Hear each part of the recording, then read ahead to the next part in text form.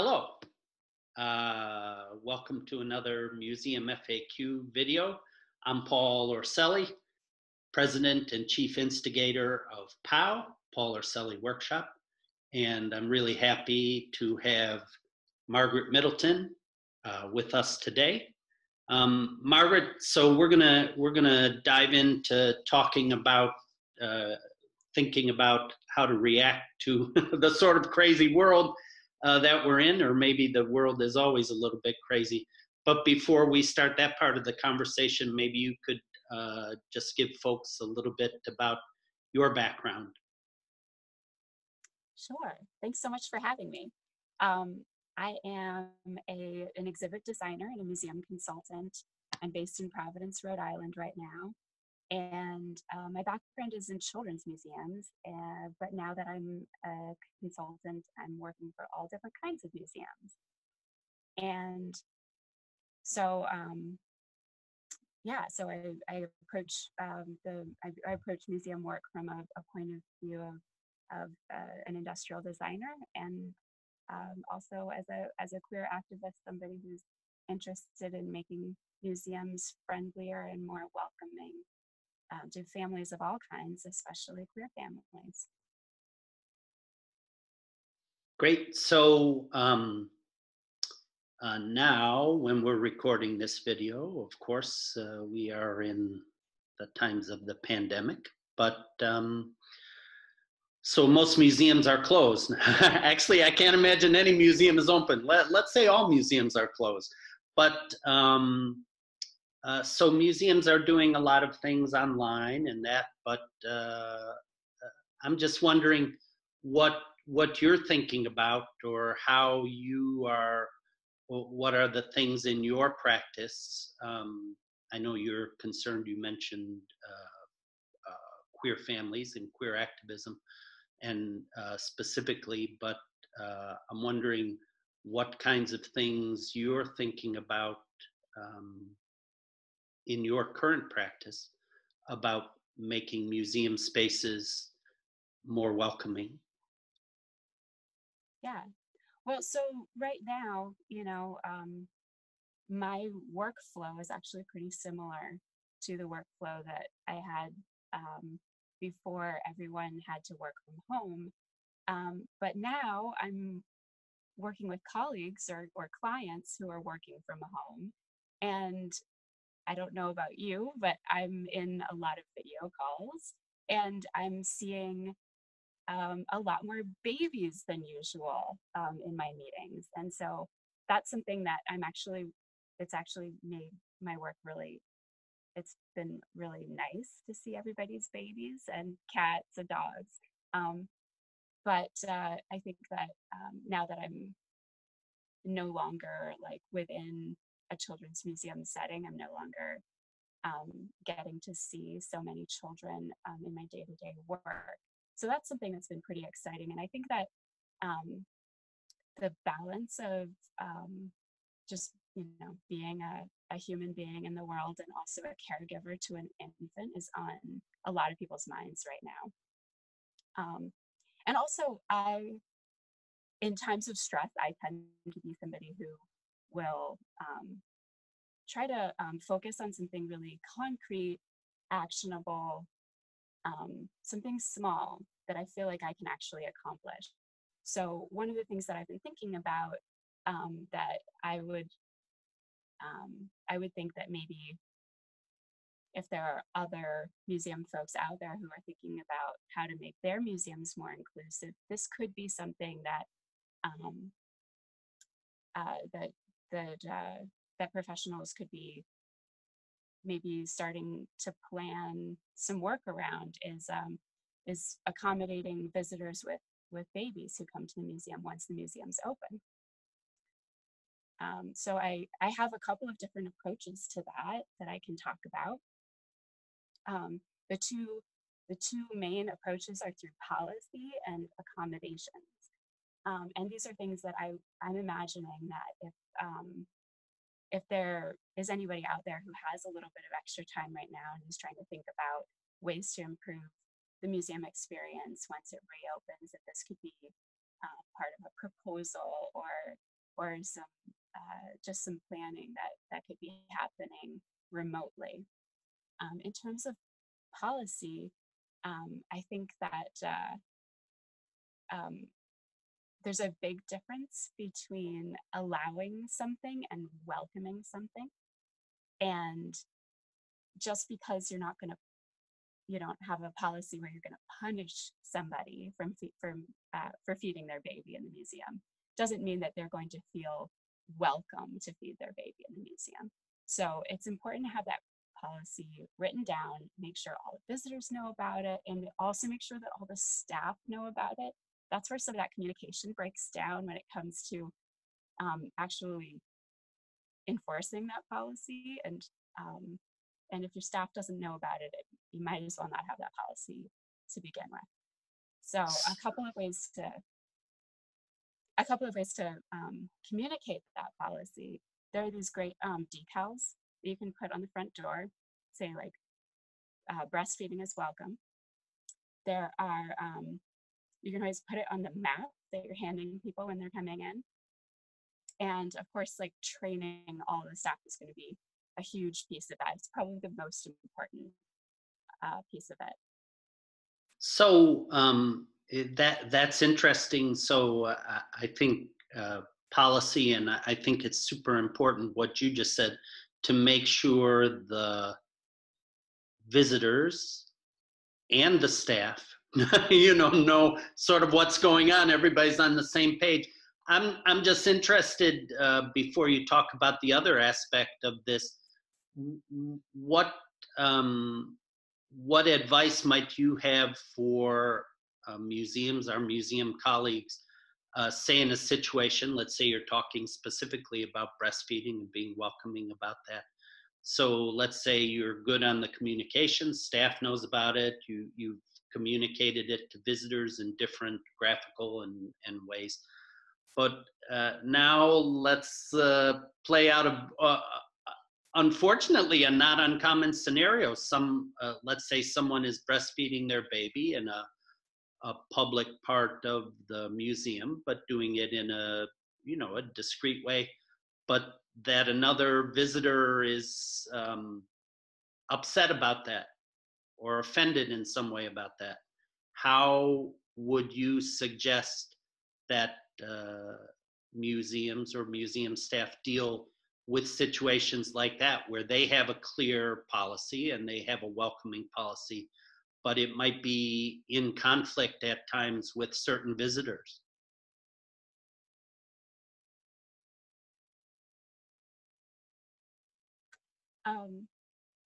Yeah, that's a great question.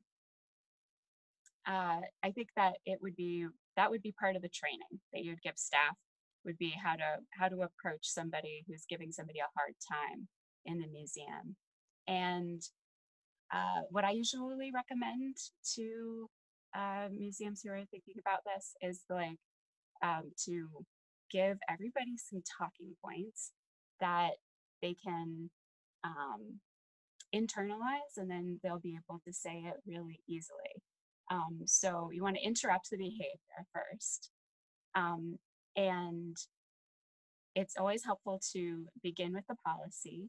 You state, this is our policy here. And then, if somebody is harassing someone, it's really important to address that behavior specifically, and you can tie it back to the mission. Is always really helpful. In this place, at this museum, these are our values, and we ask that all guests comply with these values. And that's how we do things here. And then make sure that that the guest who is being harassed is attended to and gets the things that they need. But yeah, that's an important training thing that all staff should receive when it comes to any kind of harassment. So are there other things, and I know we're starting off talking about being welcoming for breastfeeding and people with infants. Are there other sort of policy aspects that are important to consider when you're thinking about being a more inclusive or welcoming institution? Sure. Yeah, I think it's really helpful to also consider bottle um, policies around bottles. Um, they shouldn't be treated the same way as it would be to like bring a picnic lunch. It's a different thing, um, and it would be a good all staff conversation, especially if you want to talk to if you have a conservation staff who have some concerns, but just to bring everybody together and think through what accessibility really looks like and what those policies really need to be. Um, there's usually a lot more gray area that that's available to us within those policies, and they don't necessarily always reflect the most accessible policy. Same goes for strollers. You want to think about strollers in the museum. Not all caregivers have the um, just the physical ability to be able to carry their infant through the museum. And so strollers do become a necessity for people with babes in arms who can't necessarily physically um, carry their infant through the museum. So making sure that there are exceptions for folks who really do need accessible baby transport options. And if that means supplying a set of strollers that works for your museum that you think are safer for the artworks or something like that, then great, supply those. But there's no excuse for shaming somebody for needing to use a stroller. Although, although some strollers sort of approximate the size and durability of a Sherman tank, so I think that is often concerning to some museum people. Like if somebody's coming in with something that looks like a Volkswagen Bug, but I like your suggestion, certainly to be cognizant of the range of people's concerns and abilities, and even having something that was a usable stroller that people could borrow when they were in the museum that would sort of thread that needle between visitors' needs and the museum's concerns about safety or protecting artwork or what have you. So that's sort of the policy side of the coin. What's the other side of the coin when you're thinking about starting with this specific issue, but the other side of the coin from policy? Yeah, so the other side is accommodation. And for a lot of museums, that means creating a private care and feeding area for someone who wants to nurse or or feed an infant. And that's there's a reason why I say care and feeding, because not necessarily not everybody who is feeding an infant is necessarily nursing. And there is a ton of shame and stigma out there around how people should be feeding their infants, and it's important for the museum not to fall into that. So first of all, it's important to make sure that that space is available but not mandated.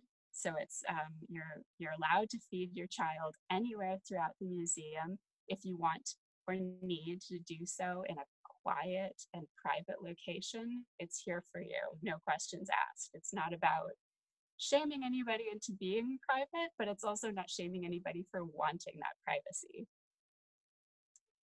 There are tons of reasons why a baby might eat better in the dark or in the quiet, or maybe you need a space to pump. A lot of reasons why you would want a special room for that. So that room should be centrally located. You don't want to send somebody off on some hike to go find this room. Or And tell them to use the bathroom, which is incomprehensible to me. Oh, it's How so that that's suggestion could even come up in a museum, but obviously it does. Hopefully that's gotten better. it But does. Uh, yeah, unfortunately, the bathroom tends to be that is the go-to spot that a lot of people get told to go to. So, um, and good luck finding an outlet in a bathroom too. If you need a space to pump, that's not a great option for anybody. So, um, so yeah, so you want to make sure that it's close by, that it's not a bathroom.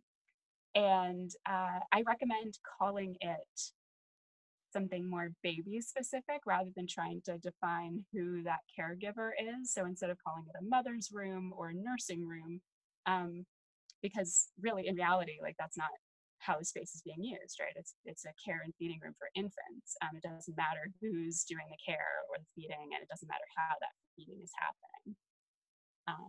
So that's why I recommend care and feeding as the title for it. It's got to be wheelchair accessible. That's really important. And so if there's got to be a chair in there for people who aren't wheeling their own in. So that means that there needs to be enough space for both a wheelchair and the chair that you're providing. So it ends up being a bigger room than most utility closets, and that tends to be one of the go-to. We're going to convert the space into a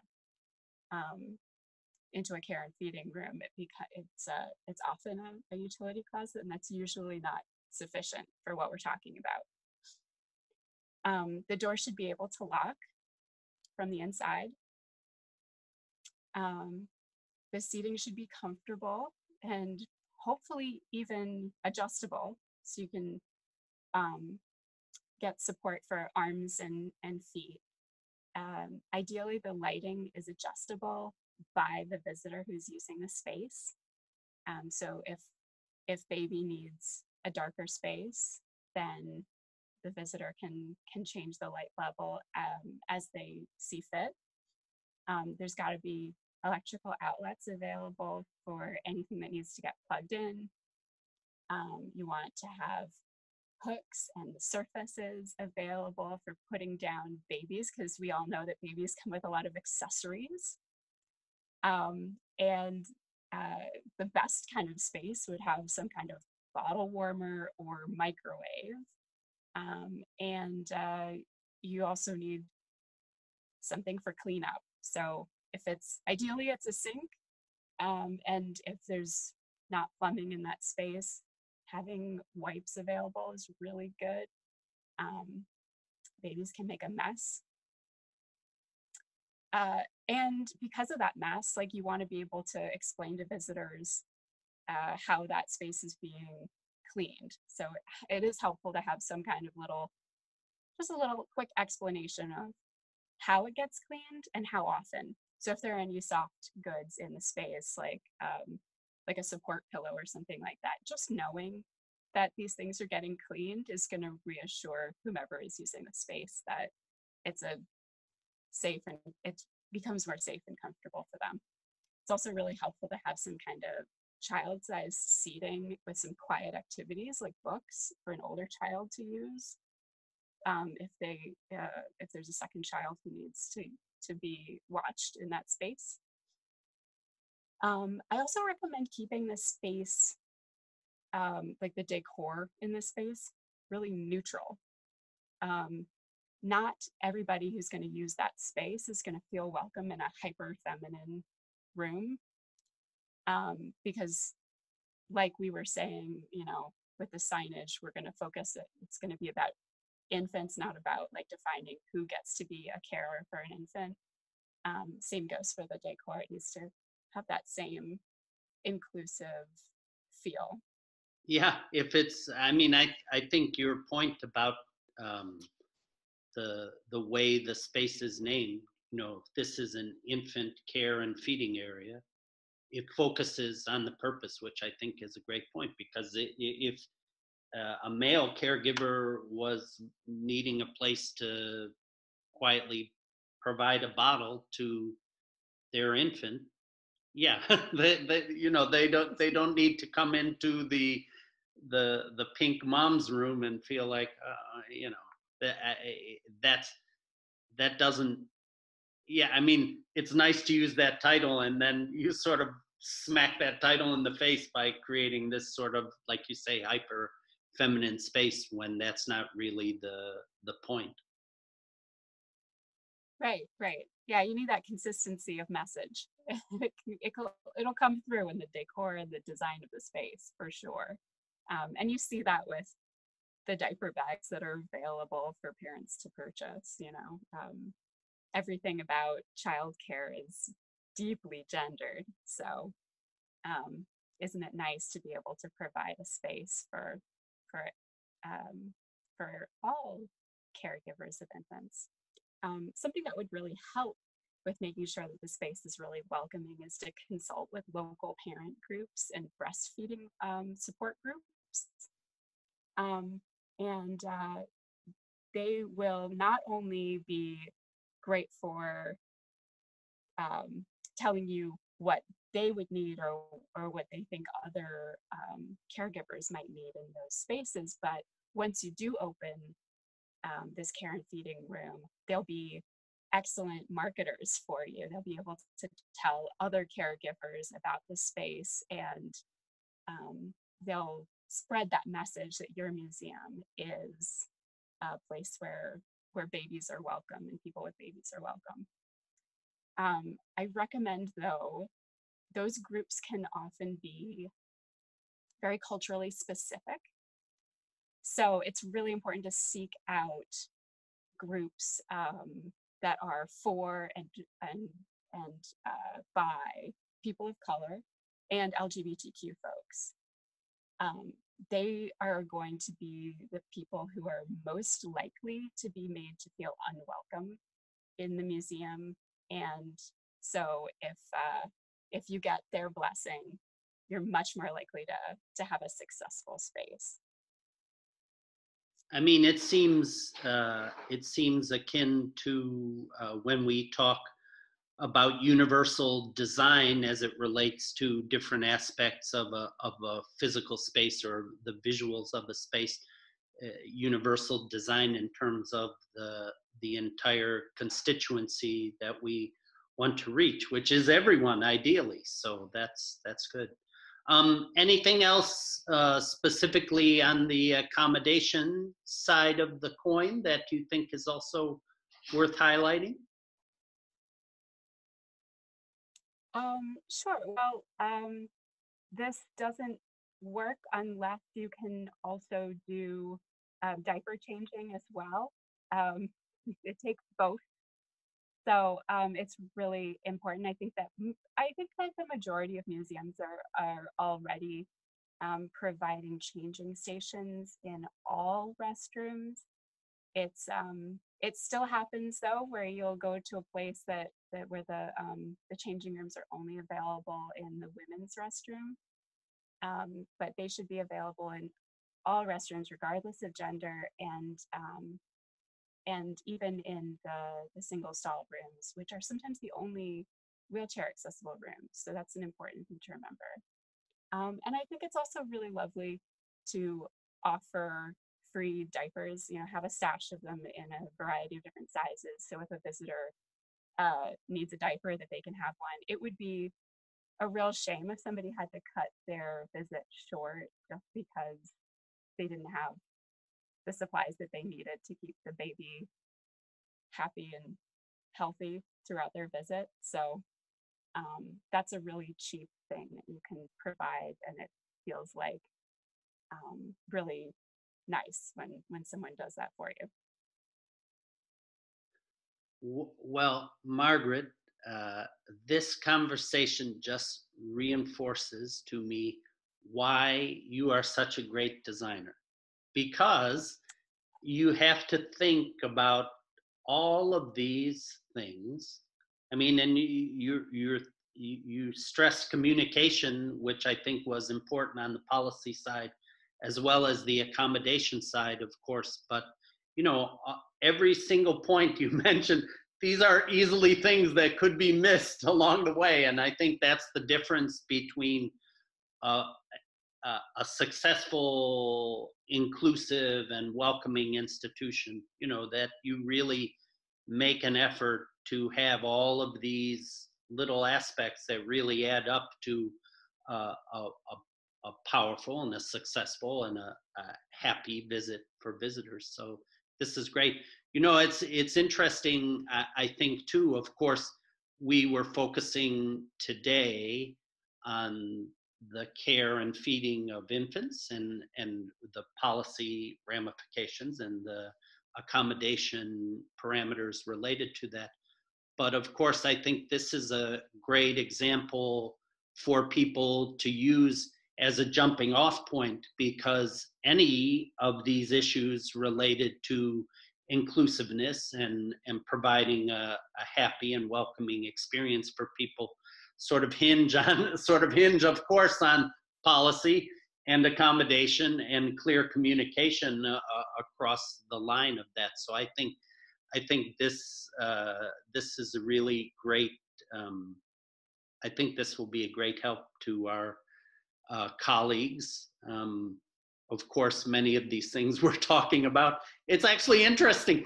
Of course, the things we're talking about are things that relate to the physical museum experience. But I'm just going to throw out there, and maybe this is something for the people who are working on the digital experiences, the many, many digital experiences that are happening now that the physical museums are closed, that these aspects of policy and accommodation and communication, I think, are important to consider when you're developing digital doorways, if you like, to your museum. So any last words of wisdom or encouragement you'd like to share? Just that I think, like you said, I think this is kind of a nice little like mini case study for how to think about inclusion throughout the entire museum. And this could be a great little starting point for modeling the system that you'd like to ideally have when developing new exhibitions, or if you're creating new spaces or new programs. This could be, because it is such a small project, it could be a nice model for that, a way to test out some of these strategies. And also to know that you're not necessarily going to get it right at first, and that's fine, and that this can change, and your audience, and a care and feeding room in one museum is going to look different from another, and that's great. Yeah, I think it's important. We especially in the museum world, the perfect is often the enemy of the good. You get this sort of perfection paralysis that prevents anything from happening at times. So I think your points are well taken. Well, thank you, Margaret. It's always a pleasure to speak with you. And I think, as I said, I like what you said. This is sort of a bite-sized case study that can serve really as a model for people when they're thinking about these aspects of policy and accommodation and communicating those things. So thanks very much. Thanks for having me. This was fun. Yeah, good. Okay, take care. All right, bye-bye.